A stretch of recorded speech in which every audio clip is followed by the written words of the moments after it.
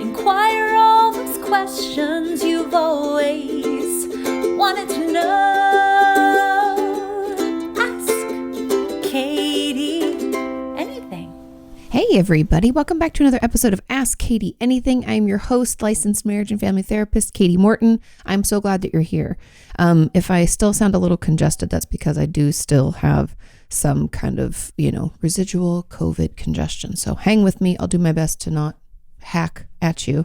But today we have 9 questions. And if for those of you who don't know, we've been trying a new thing here the past 2 weeks where each podcast is a little bit more themed around a certain topic. And today's topic is more about trauma, abuse, and things like that.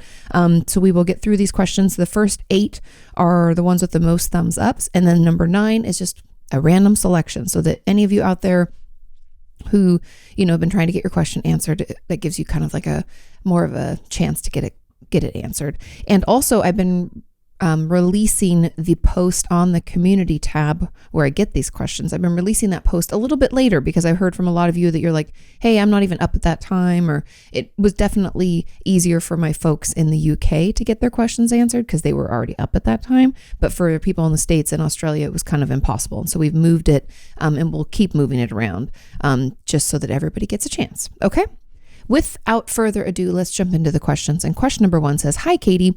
Why do I feel so much shame and guilt about my trauma? It's not just a necessary shame that it happened. It's also guilt for upsetting others with it and worrying that they'll think less of me, fear that they are judging. And I almost want to downplay it to show that I am still quote unquote normal and it's quote no biggie. I feel shame in my whole body, total panic about why did I just share that? And then there are 2 comments on this, but let's just dig into this. Now, a lot of times the reason for shame and guilt when it comes to our trauma is when things happen to us that essentially don't make sense, right? They're nonsensical, as we would say. We do our best with the tools and resources we have to make sense of that. And the best way we can make sense of things that essentially are nonsense is by making it our fault. Hence the guilt. I did something wrong to cause this because otherwise, why would someone do this to another person, right? We can think that. Why would this happen? Why would a parent abuse a child? Why would a spouse abuse their loved one? Why would my parent hurt me as a child, right? None of that makes any sense because it isn't. There's no sense to make of it. So I must have done something to cause it. Hence guilt. Then, or if guilt's, not enough and we still have other questions to answer, why did this keep happening to me? Why did I go back to see them if I knew they abused me, right? We can have these questions. Enter our friend, shame. There must be something wrong with me. For those of you who don't know, the difference between guilt, shame, embarrassment is that guilt is oh, I've done something wrong. Embarrassment is I can't believe I did that. And shame is there's something wrong with me. I'm broken in some way. And that's really why those are always attached to trauma, because a lot of traumas, 90% of them, maybe even more, are why would that happen to me? Why did that happen? And we try to make sense of what took place, and there's really no sense to make of it. And so we blame ourselves. So we turn that in on ourselves. And that is really kind of another layer to our PTSD. Now, the other parts of this question, it said, I guess it wasn't so much as a question, but I feel guilt for upsetting others with it. And because of the shame, because we can believe that something's wrong with us and even the guilt and the embarrassment, I did something wrong, it can be really hard for us to admit that something happened and talk about it because, again, we think we've done something to cause it. So we think we're just as culpable in this situation when we're really not. And it's very normal. That's why it's really important that we work with, a trauma specialist or even any therapist that we feel connected to and talk through this. We don't have to, necessarily share everything if we're not ready or if we feel like we've overshared, this person's why did I share that? I always think that. Tell them about this process. Tell them about what's going on because in that process of, guilt, shame, fear, embarrassment, whatever, there is more helpful information for our healing. Because if we don't acknowledge all the things that are going on in our brain, we only acknowledge the things that happen to us or the things we want to work on, and we don't acknowledge the process, we won't be able to move as quickly through it, right? our process is just as, if not more so, important than the other stuff. And so let your therapist know that you're experiencing this, feeling the shame in our entire bodies, especially when we were a victim of, physical or sexual abuse in some fashion, or assault or things like that, is very normal. That's kind of why I think we can have like body memories, and the trauma experience and the shame and guilt associated with that trauma experience can be what I would call like palpable, meaning it's just like everywhere. It's like in the air. Like I just can't get away from it, right? It's almost like the feeling is so intense I can almost touch it. Does that make sense? And so I think that's kind of what's happening. We're so overwhelmed or overcome with these feelings of shame and guilt that it feels like it's in our entire body. It's like everywhere we turn. It's like suffocating kind of. I guess that's my advice. And knowing that people who are like therapists especially are not going to think less of you for having a trauma in your life, and people in your life who you share this with, if they feel like that, if they think less of you because of this, then it's almost, I know this is hard to take, but like it's almost better that we know this, because obviously they're a shitty friend or family member and we might not want to spend that much time with them. Sound like an asshole, right? Okay, let's move on to the comments. There's a comment that said this, and then thinking about it, I start feeling shame and guilt about initially feeling shame and guilt. Yes, we can get caught, and I don't mean to laugh. It's like we get caught in this cycle of like, I feel this way and then I feel bad for feeling that way, that only that in turn amplifies that feeling, which is why it's really important to tell your therapist or whoever you're working with about this coming up for you. Because again, it's completely normal. Like I said, I 90% or more people who struggle with trauma are going to have some feelings of shame, guilt, and embarrassment. And it can kind of switch which one we feel the most, or they can all happen at the same time. Very, very normal. Nothing's wrong with you for experiencing this. It's just a cycle that we can get caught in, especially for the person who's talking about this, where they feel shame and guilt and then feel shame and guilt about feeling shame. And so it's like this never ending snowball. And so acknowledging that it's happening, telling, your mental health professional that you're experiencing this can help. And unfortunately, just as a FYI and a heads up of what's coming down the pipe, if you're working with your therapist, is that the only way away from shame, guilt, and embarrassment is vulnerability and courage, which I know is super uncomfortable. And obviously we don't want to do that, but that's our way out. That's our way of letting ourselves out, is by talking about it, sharing about it, being courageous about our experience, because then it doesn't leave any room for that. Shame and guilt can't exist when we're being honest and open about what's happening, right? If we're talking about it and getting support and sharing our experience, it makes it harder for it to hang on and tell us that something's wrong with us. Because we're like, well, no, I talked to so-and-so and they experienced that too. And then I talked to my therapist and they said this is totally normal, right? It gives us more facts to fight back against those negative, unhelpful, shame-based thoughts. Okay, now the final comment on this is, yes, this. Part of me wants to be able to talk about it, but I feel like such a burden, and that people will feel like you just need to let it go and get over it. Even with my therapist, I can't help but feel like a burden. How do you get past that? Again, sharing this with them, this process, but my hypothesis when I read this, I was like, ooh, I wonder how things are experienced in your family of origin. Meaning when you were raised, maybe it was of the era of like children should be seen and not heard. That raises a lot of kids to think that they're a burden. Were you raised in an era of, shut up, you're embarrassing me, stop doing this. I can't believe you'd ask me to do this for you. Acting like everything that a parent has to do for their child is like too much. Of course you feel like a burden. You were told your whole life you're a burden. And so I would assume, my hypothesis is that this is like a pattern of thinking based on, repeated behaviors that you were made to feel that way. And so bringing this up with your therapist, telling them that just like you told me, I want to talk about the things that have happened to me, but I feel like I'm a burden. I don't know where this comes from, because we have to be curious. Again, be detectives. We don't need to be judgmental, right? Why is this coming up for me? Has this ever happened before? When do I ever remember someone in my life who was important telling me that I was a burden or acting in a way that caused me to feel this way? And that's what I internalized, is that I'm a burden. Because I'm here to tell you that as a therapist, I think I can speak for all therapists when I say that you're not a burden. Us being able to create a space for you to just dump all your shit and feel safe to do so is like, that's our whole goal. And that is what we do in our job. And you are not a burden. We would never think, oh, you're putting too much on me. If I think that, probably shouldn't be a therapist, right? Imagine the things that we hear every day in and out. Like, it's all the time. We're trained to do it. We want to do it. And part of it is like taking care of ourselves and making sure we can do it again tomorrow. So you are not a burden to your therapist, and people in your life who are worth being there won't feel that way either. But we have to find a way to communicate clearly with those we love. And that can all be done practicing with our therapist and talking with them about this, because my suspicion is that this didn't just happen here. And it won't end here if we don't recognize where it's coming from and maybe what we can do differently, or ways that we can maybe argue back against that thought pattern, so that hopefully at some point we can at least feel like neutral about it. Meaning like, I know this is a lot, but I have to share it. And if they want to listen, they'll listen. That would be kind of my goal. I know a lot of times we think, oh, we need to move it to a positive place, or we need to think that we're never going to be a burden and like completely flip this automatic thought on its head.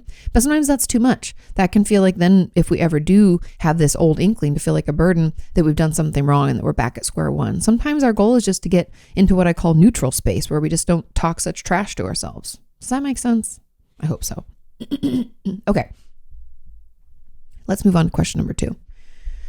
This question says, "Hi, Katie. My question is, can sexual abuse happen through people on the internet?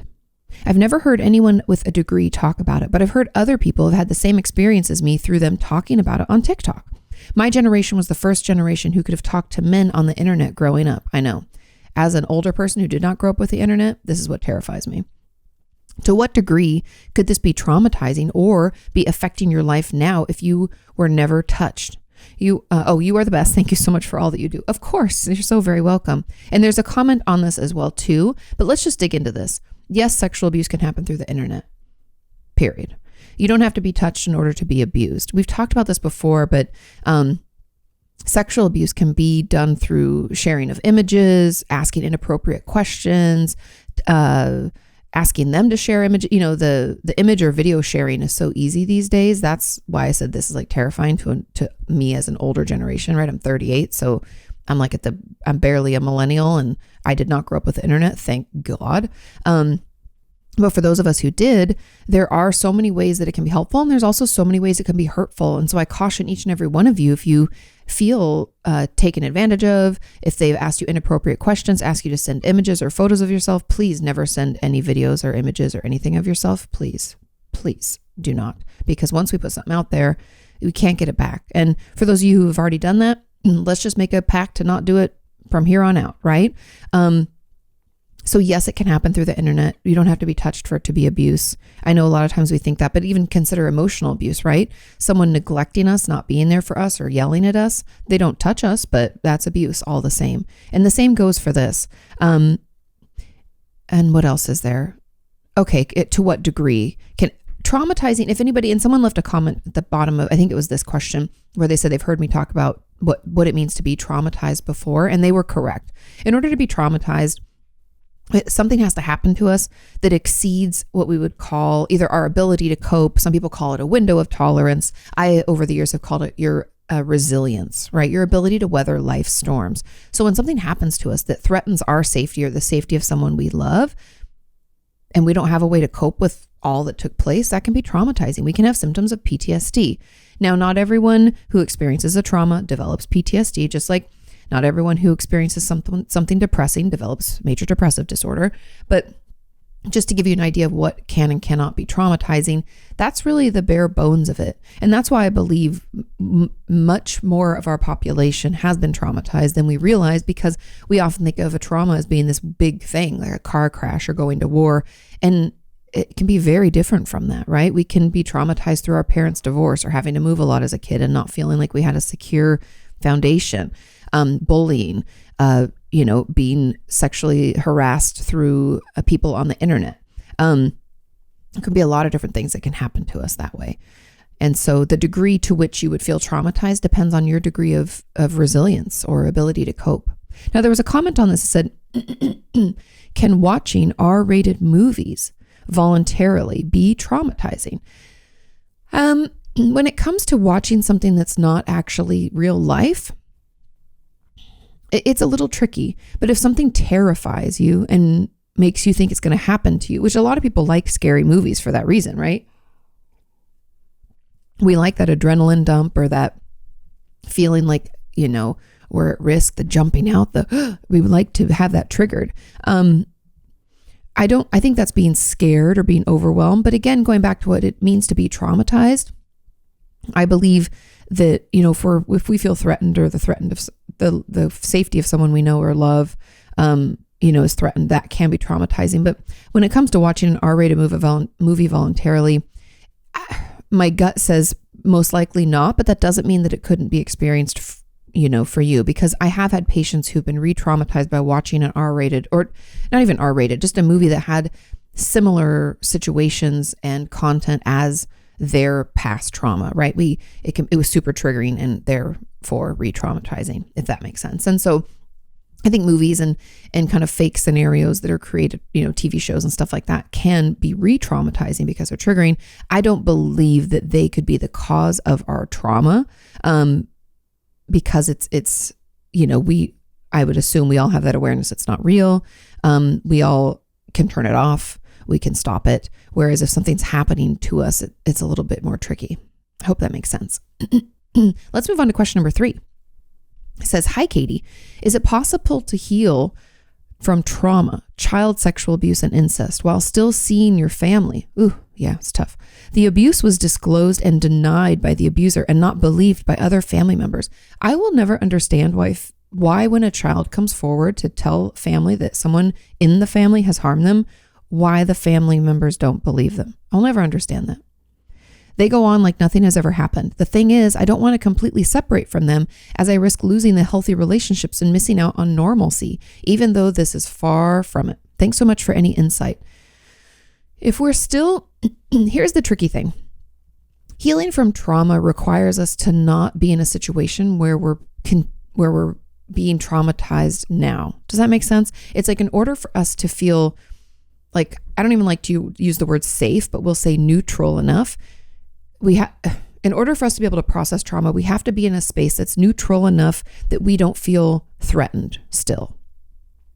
Now, being around your family could be okay as long as you're not still seeing the abuser, maybe, right? Depending on your level of tolerance, your ability to be around that person. Because if we still feel threatened, it's technically not safe enough for us emotionally to open up Pandora's box of trauma and start processing it through, right? That's why trauma memories, our body's so resilient. Like, kudos, give yourself a pat on the back. Through dissociation and repressed memories, our body allows us to sustain and survive a traumatic upbringing, right? So shit's happening. Some or multiple people in our family are total dickwads. They're abusing us. We can't get out, right? We're a child. We can't just like move out and, we don't know what to do or where to go. So our brain pulls the ripcord on reality. We dissociate a lot, making it harder for us to form long-term memory. And we repress the memories that we have so that we can keep going, so that we don't have to continually be reminded of the shitty stuff that happened to us, right? But then when we get to a place where we feel neutral or safe, that's when those flashbacks can come up with, more regularity. We can feel extremely hypervigilant and on edge. We can feel like we were reminded of our trauma at every turn. And that's really our brain's way of saying, hey, we're in a safe enough space to process this. Let's process this because I've been holding on to this junk for a long time, right? It's like, hey, remember me? We didn't deal with this, but it's still here. And so if we're still seeing our abuser or we're still in a threatening situation, the short answer is no. Processing the trauma is not going to be safe enough, and we could open ourselves up to potentially be re-traumatized. However, if we're able to limit our contact with our family, let's say it's like once a month, or we only talk to the members of our family not involved in the abuse, then I would say that yes, we definitely could. But again, it's around protecting ourselves, making sure we're not still under threat, because as long as we're in our stress response or triggered in some way, we're not going to be able to process it through. It won't be safe enough. We might not be able to stay present enough. We can just dissociate all the time. So it's going to be really, really difficult for us to do it. So those are my thoughts. And I also might encourage you, since you feel like your family's not really helpful or healthy, but you just can't bear to leave them, I might encourage you to start creating kind of your own family of friends, people that are supportive and loving. It doesn't mean you have to cut your family off. It's just, I really want you to have a support system that is healthy and that is loving and supportive and does believe you when you say that something happened to you. Because that's just so devastating. I'm so sorry you went through that. But getting you to feel a little bit more neutral and safe will be the key to you beginning that work. Okay. Let's move on to question number 4. It says, "Hi, Kati. I would love for you to talk about growing up with parents who are hoarders." Oh, interesting. Okay. "While they were loving parents, the home environment was traumatic." I believe you. If anybody doesn't know, hoarding isn't just, oh, my mom collects a lot of knickknacks, or my dad loves his newspapers. This is when it gets in the way of us being able to live our life. So there are stacks and piles of stuff all over the house, and we can't just throw it out, because throwing it out could be traumatic and triggering to the person in our family who likes to keep it, because they can believe that there is some kind of emotional attachment to each and every item. Okay. And they'll also spend a lot of their time procuring newer items, like more items to put in the home. And that could be by going through the trash. That could be by buying things. It could be any number of things. Okay. So to finish up this question, it says, "My parents struggle to see the damage that their behavior has on their children. I would love your thoughts on this and how to heal as an adult." Yeah. Having that kind of chaotic and dangerous environment, a home environment while you're growing up, can definitely be traumatic. For a lot of different reasons, from cleanliness and safety, because there can be bugs and animals, and like I said, the cleanliness, there could be like bacteria and people can be getting sick. There can be mold. A lot of homes that are hoarders have black mold that grows. A lot of them also catch on fire because they'll put newspapers up against a furnace or a heater and not realize that it got turned on or something like that. So there can be a lot of reasons, not to mention just the fact that it can be embarrassing to try to bring friends home. We can always feel, like, I don't know, like we're not clean. We don't have control over our environment. And it can definitely lead to trauma, to eating disorder behavior, depression, anxiety, all sorts of things like that. What I would encourage you to do is obviously to get into your own care. I know that not everyone can afford therapy, but there are cheaper options like BetterHelp, Talkspace, or even free online groups through Hope for Recovery. And that's Hope and the number 4 Recovery. They offer free groups online. There's a lot of other free groups. That's one of the random silver linings of COVID, is that there was a lot of mental health support that was offered for free or for very low cost. There's also peer support things like used to be, Crisis Text Line is one of those. It's 741-741. You can reach out to them. But there was another one, it's Talk Life. I haven't gotten on there probably in the last 2 or 3 years since COVID, but Talk Life used to be a great peer support resource. And we have our Facebook group, Kati, too, if you're just looking for some support from our community. But my encouragement for you wouldn't be to get your parents to be able to see the damage that they've done. Because again, I know I've said this before in the past, but it's a hard thing to remember. We cannot change other people. We cannot cause other people to see the damage they've done to us. I know that sucks. I know it's painful. I know sometimes all we want to hear from someone who is abusive or harmful to us is, "I'm sorry I did that. I'm so sorry that I didn't show up for you," or "I'm sorry that happened." That's all we want to hear. But unfortunately, we can't make people do anything. We can't make people see the wrongs in their ways. We can't make people realize, what a dirtbag they were or how hard that was for you. We can't make people change. Trust me, as a therapist, if I could do that, that'd be fucking amazing. Make my job so much easier. But people have to want to change. And so my encouragement for you would be to, instead of considering or focusing on, I guess, how to get them to see the damage they've done, I'd encourage you to spend your time recognizing the damage that was done and considering what support you need to work through that. Because it's really about you. That's all you can control, is yourself and your situation. And, maybe offering yourself some validating messages about it, because it sounds like they are probably invalidating, thinking that you're making it into a bigger deal or whatever. But that would be my encouragement for you, would be to do your work, to heal yourself, and to acknowledge, as many times as you need to each and every day, that what happened was damaging and it was traumatic to you. And hopefully your parents will come around. We can hope for it. We can want for it, but we cannot focus on it, and it cannot be something that is necessary for us to heal, because I hate to say it this way, but we'll be waiting forever, right? Because we can't make people do it. Maybe they'll come around. We can hope for that, but we can't wait to feel better for that long, right? We don't want to put our happiness in someone else's hands. We want to have our own control over it. And so every time your brain tries to tell you, "Hey, all I need is my parents to acknowledge, I want you to go, that. Kati said, I can't make them acknowledge. I need to acknowledge. That's what I can do. That's what I can do for myself today. And I honestly think when we think like, oh, I need that person to apologize or I need them to do this, a lot of times what we're needing is actually to do it for ourselves. I need to offer this validation to myself. I need to apologize to myself for being in that relationship and letting them talk to me that way, right? There are ways that we can kind of turn it on its head so that we have the control over our own healing, because that's a much more empowering place to be versus a helpless place where we're waiting for someone else to make a move, right? I know it's hard.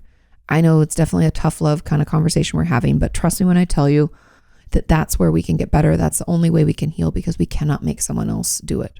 Okay. Ugh. Sorry, my nose is itching. Okay. Let's move on to question number 5. And this question says, hi, Kati. Sorry, I know this isn't exactly on psychology, but how do you talk to or support someone who has been through sexual abuse?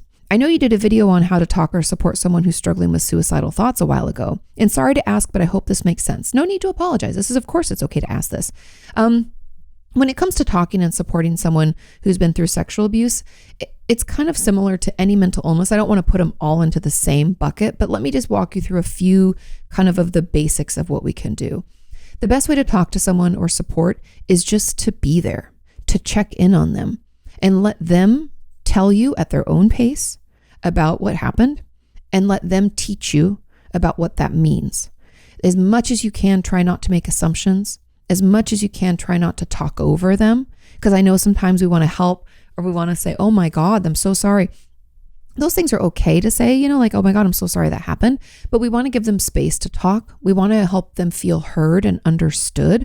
And if something doesn't make sense, it's okay to ask questions. Let them teach you. And then the best thing we can do is just validate. I'm so sorry that must have been so hard for you. I can't imagine what you've been through. Don't try to pretend you know. I mean, if you've had the situation yourself, you can share your own. Don't assume they're the same. I think all of us would, it doesn't even matter what we're talking about. I think all of us would agree that it's better for someone just to let us talk than to pretend that they know what we're talking, what we mean and how we feel. Let them teach you, ask questions, and then just be there. You can even, and I think it's completely okay. I think we'd all would agree. It's okay to say, how can I best support? And they might not know. A lot of people say, oh, I don't know. And you can say, well, if you think of something, you let me know. But until then, I'll just check in on you and be here. And that's really the best way to support. A lot of us just need those check-ins. We just want someone to show up for us, see how we're doing, so that we're reminded regularly that we're not alone. And the fact that you're even asking me about this tells me that you're a wonderful friend, and I'm sure your friend does feel supported and heard. But hopefully those tips and tricks just kind of help you take it one step further. Okay? Let's move on to question number 6. And this question says, hey, Kati, I was wondering if you can say something about the family dynamics when it comes to past abuse and trauma.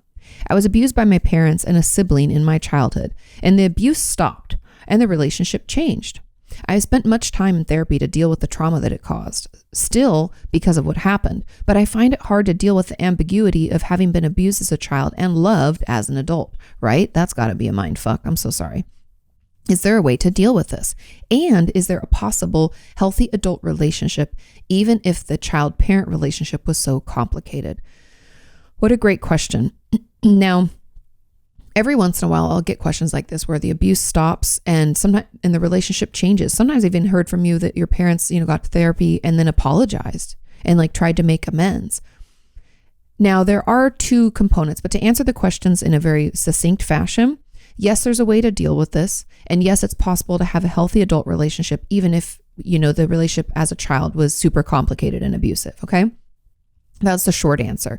But the longer answer is that the best way to deal with it is to do your work in therapy now. You might want to minimize your contact for a little bit while you process this through. Just because they're ready to move forward and want to have a healthy relationship doesn't mean that you're ready. And it also doesn't mean that you don't want that relationship. I encourage you to maybe tell them, just not right now. I'm doing work in therapy to heal from, the past abuse. And you can say I appreciate that you're trying to make things better. I just have a lot of stuff to work through. I would assume and hope that they would understand, because if they expect things to move forward, they have to give you some time, right? When we've wronged someone or we've harmed someone or abused someone, they kind of get to call the shots. If we want to try, if we've done our best to make amends, we kind of have to wait for them to be ready, if they're ever ready, right? So You can communicate that in whatever way you feel comfortable, but letting them know and communicating it, I think, is key if we're wanting to have a healthy relationship moving forward. And then we're going to have to do, and I know y'all are just going to cringe, but we're going to have to do that inner child work. Meaning, what was it? This could be through journaling. It could even be through just role play with your therapist, but maybe we get a photo of ourselves at that age. What was little you trying to say? What did you wish they would hear? What happened? And how invalidated did you feel? Can we give you that validation now? Can we give you that support now? Can we give you those good mother or good father messages that we were so desperately wanting at that time? There are some amazing books. One is called, I know yours is abuse, and this is emotional neglect. This book is specific to emotional neglect, but I still think it could be healing here. And it's called The Emotionally Unavailable Mother. And then the other one is The Unavailable Father. Those are both great books. They're both in my Amazon shops. You can go to amazon.com/shop/Kati. I think is it Kati or Kati Morton? Let me pull it up really quick here. I forget. I've said it a million times, but Kati Morton. So amazon.com/shop/Kati Morton. All the books I mentioned are always in there. And I think Sean always links in the description. I'll double check, but I'm pretty sure. So anyways, those books are great. I think doing that inner child work, talking to younger you, I know it sounds kind of woo-woo. I hear you. It sounds really weird. But trust me when I tell you that when we're abused as children, we feel like our voice isn't important, or even if we have it, it's not heard. We can feel really invalidated, like we're making up what happened. We can, again, that shame, blame we talked about earlier, right? Something's wrong with me, or I did something to bring this on. We can have a lot of those beliefs and those thoughts. And so it's important for us as an adult to look back at child us and listen to those things and tell them that it's okay and that what happened wasn't their fault. And we're going to have those conversations and do that work. Now, once we feel like we have a better handle on that, then I think we can try to work on a healthy adult relationship with our parents. And, you may want to bring them into therapy. You may not. You may want to take your time slowly. Just because they're a parent doesn't mean they get to jump right back into being the closest person to us, especially if they've proven in the past that they, aren't worthy of that. They kind of have to earn our trust a little bit back, and we have to build an entirely new relationship. So take your time, work on it with your therapist, communicate with your parents as much as you feel safe and okay doing about, what you're going through and what you're working on and why it's going to take some time, and then take your time. And if you have questions you need to ask of them in order to do that inner child work and you feel okay doing that, let's do that. We can use it as a tool for our healing, but it's just going to take some time. But again, the answer is yes, you can deal with it. And yes, you can have a healthy relationship. It just takes some time. Okay. Let's move on to question number 7. And if you hear barking, which I assume you don't, but my dog is she's getting very excited outside. So that's what's going on right now. And I stole Sean's chapstick. Okay. Question number 7 says, "Hi, Kati. Can childhood trauma make adult working life too much for some people?" Yes. That's a short answer. I really struggle with being needed and having responsibilities, such as working certain days a week. I struggle with nightmares, and some days I don't leave my bed when it's too bad, which makes holding down a job just impossible, when in reality, all I want is to be quote unquote normal and have a normal life. I just can't accept that life is harder for me, and that's why I struggle. I always put it down to being lazy, useless, and just unreliable. Thank you. Now, those beliefs about being just lazy, useless, and unreliable, it's a trauma conversation. I know that doesn't make sense for some people, but consider what we talked about at the beginning, the guilt, the embarrassment, the shame. Something's wrong with me. That shame is that conversation. I'm lazy, useless, and unreliable. Instead of what's really going on is I was traumatized and I'm having a hard time coping, right? That's the truth.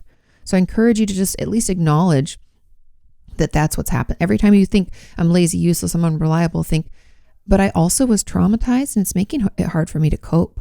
Okay. We don't have to negate these immediately and turn into a positive. We just have to argue back with some facts because those aren't the facts. Okay. Now, yes, childhood trauma can make adult working life too much because we haven't had a chance to process it.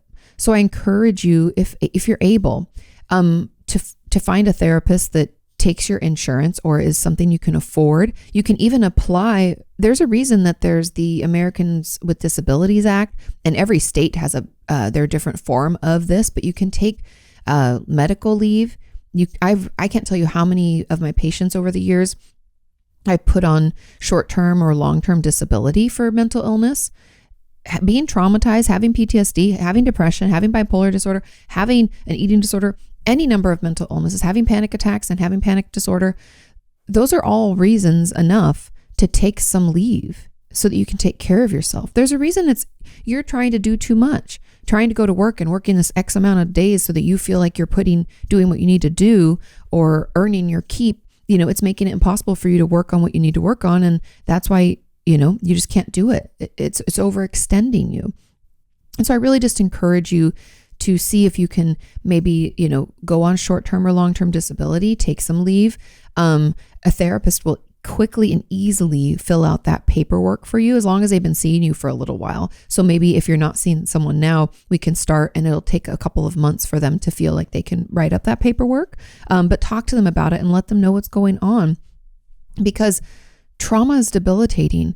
And if we're constantly, just think about the symptoms. If we're constantly hyper vigilant, meaning we're on edge looking around, somebody's going to jump out of somewhere and get us, right? We're always feeling that way. Makes it hard to focus. What if I'm not sleeping because I have flashbacks and nightmares? I can't concentrate. What if I have to avoid certain things because they remind me of my trauma? Maybe that makes it impossible for me to do my job. And that's just a couple of symptoms. What about dissociation? What if I'm so stressed out and triggered, I dissociate when my boss is telling me what I need to do that week?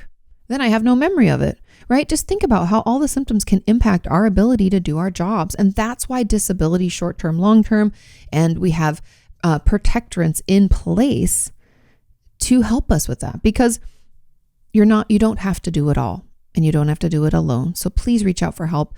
Please take a break. You're not lazy or useless. You've been traumatized and it's become too much to cope with, right? We're just doing too much. Okay. There was a comment on this that said, just some detail to add if my question gets picked. I've been in therapy for the last year. Okay, cool. My last year and a half. My therapist will no longer see me as she said I need a higher level of care. So I'm in the process of trying to figure out what that is. Yes, I think a day program or something like that. And that will come along with if your therapist will fill this out, either your therapist, because you've already been seeing her. So that's perfect. Sorry, I should have read this right out the gate, but I didn't.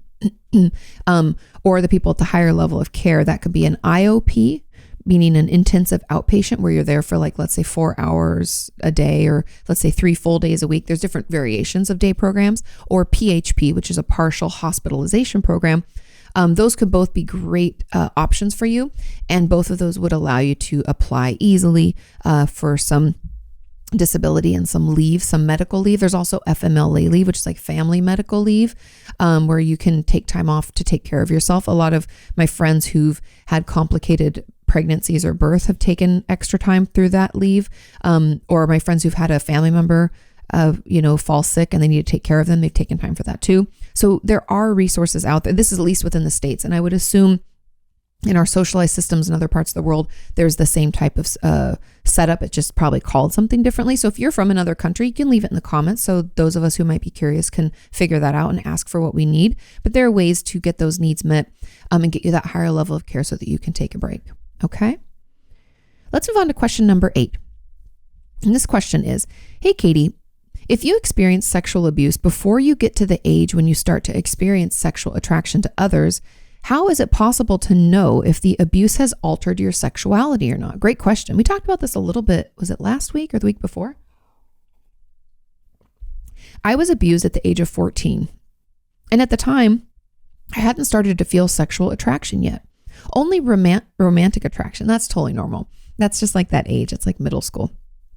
As an adult, I still feel little sexual attraction. And up until recently, I thought that that's because of my trauma and that it should change when I heal. Now I'm starting to wonder if that won't happen and that I am on the asexual spectrum.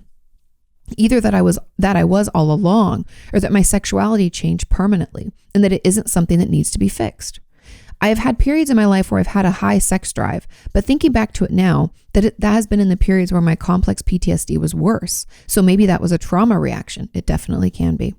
Rather than my lack of sexual interest. I do still have trauma reactions connected to sex. Seeing, hearing, thinking about it is extremely triggering.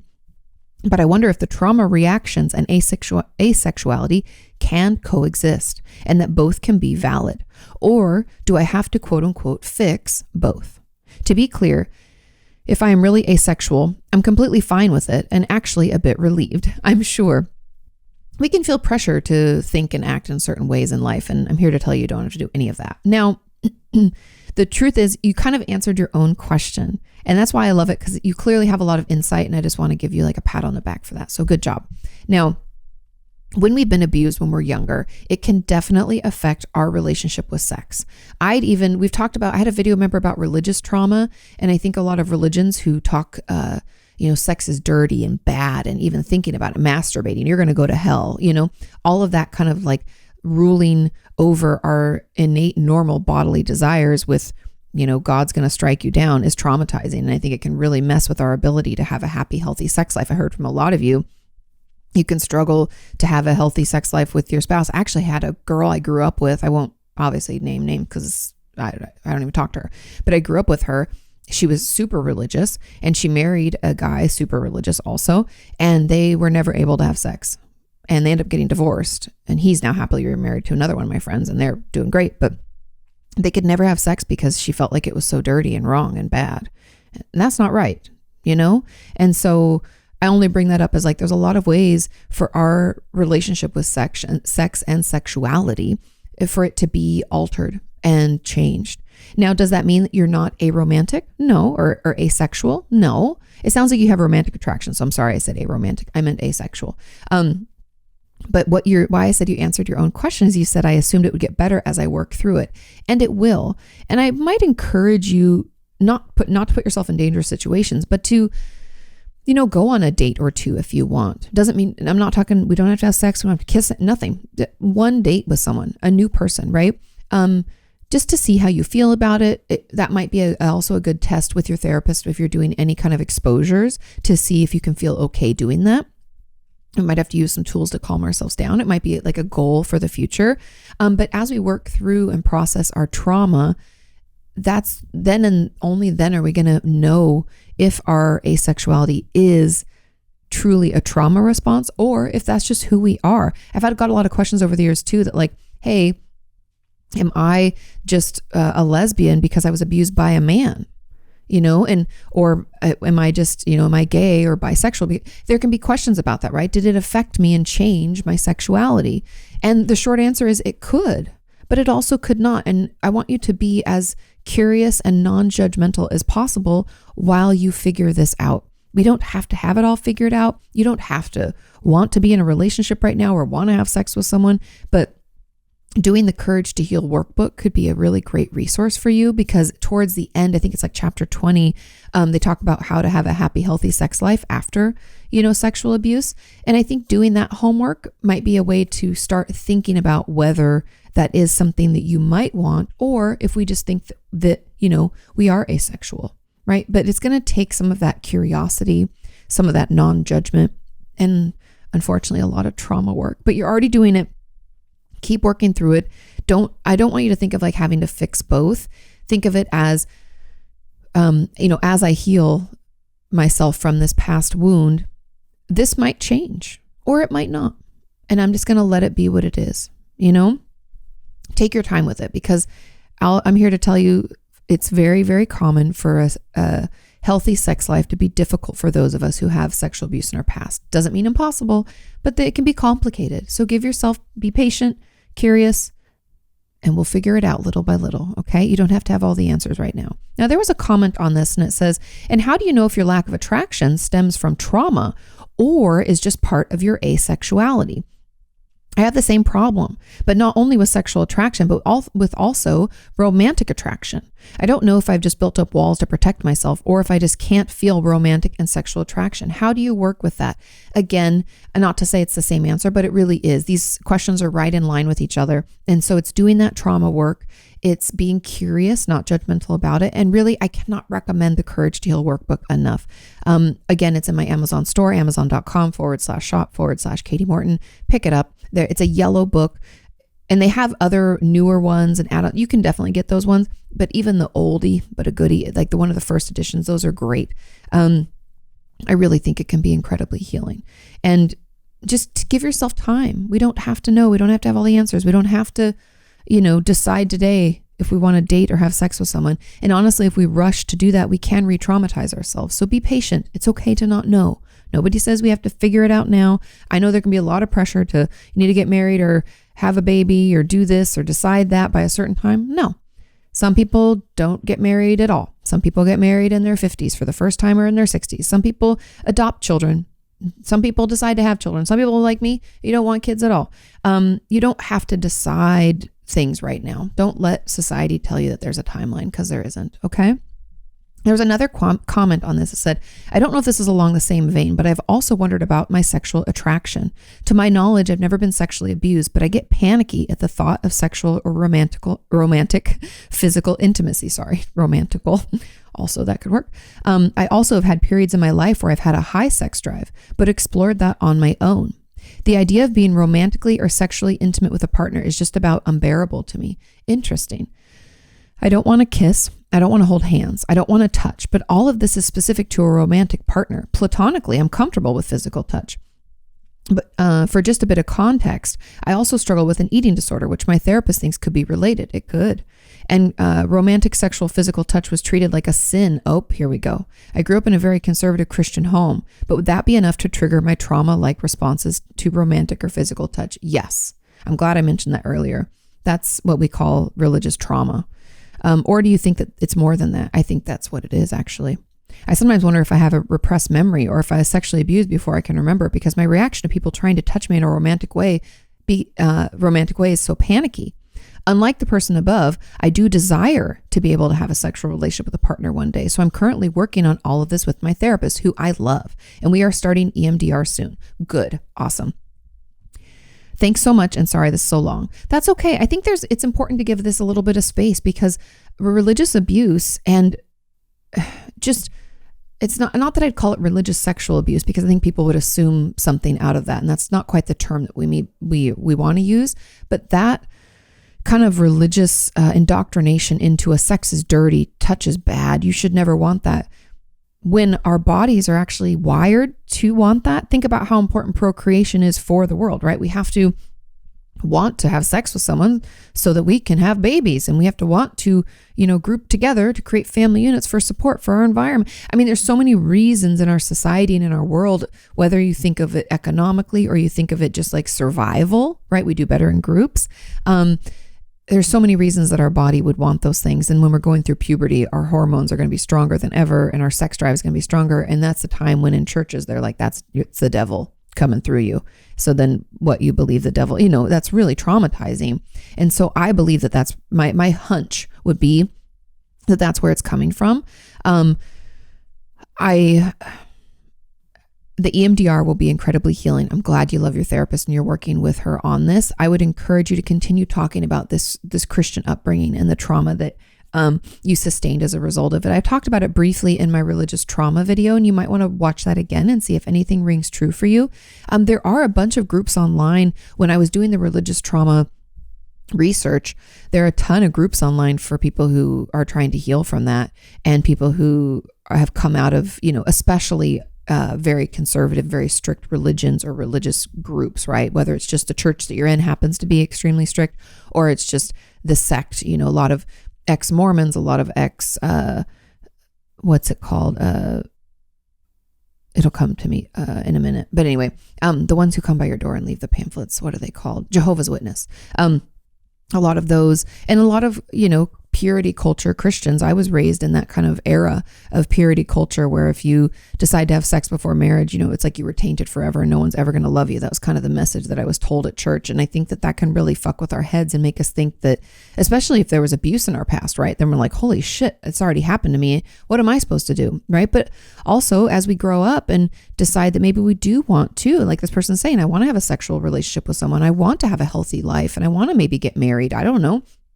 All of that could be tainted and affect our relationship with ourselves and our sexuality. So I'd encourage you to keep talking about it with your therapist.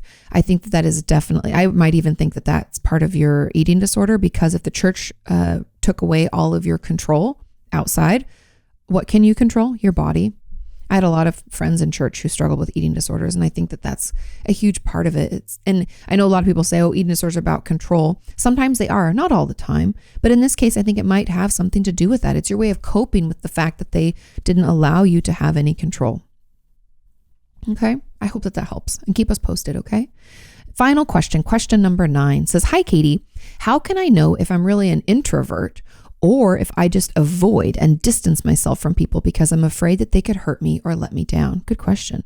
And if I'm finding being around people draining, is it because I'm an introvert or because I'm managing anxiety and triggers? Thank you always. Of course, it's tricky.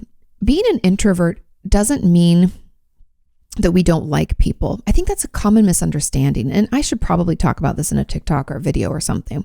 But people often think that being an introvert means we don't like people.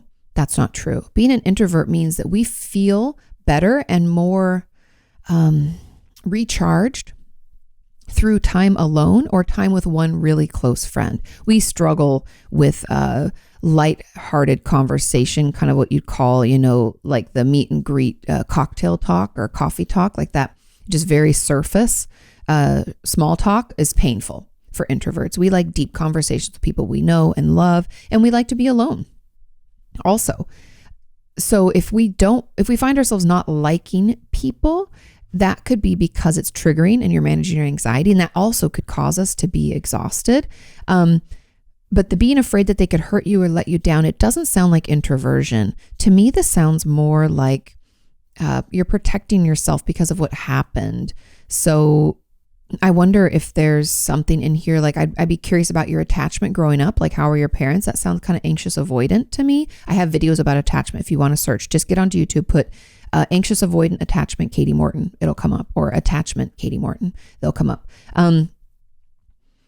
Yeah, based on this person specifically, I don't think you're an introvert. I think something else is there. And I'd encourage you to be curious, not judgmental about it. But yeah, being out there managing anxiety and triggers and trying to calm our system down and stay present, that is exhausting. I'm drained just thinking about it. So I think that that's really where that's coming from. But yeah, I'd love to also hear you guys' thoughts in the comments. Do you think that that's introversion, or what do you think that is? But that's really my hypothesis. Let's be curious. Let's be a detective, see what we can find out, right? But that's kind of where my mind goes. And watch some of those videos and let me know if that rings true for you, because that's really where my brain goes when I read this question. So I hope that's helpful. Thank you all so much for listening. Thank you for watching. Thank you for all of your questions and comments. And thank you for sharing this podcast. You have no idea how much it helps. You have a wonderful rest of your week. Take care of yourselves. Make some time for that breath in. And I will see you next time. Bye. You can ask her about your therapist or vent about your work. You can ask her about your self-esteem or why your feelings hurt. You can ask her why breakups suck or why you've hit a plateau. Inquire all those questions you've always wanted to know.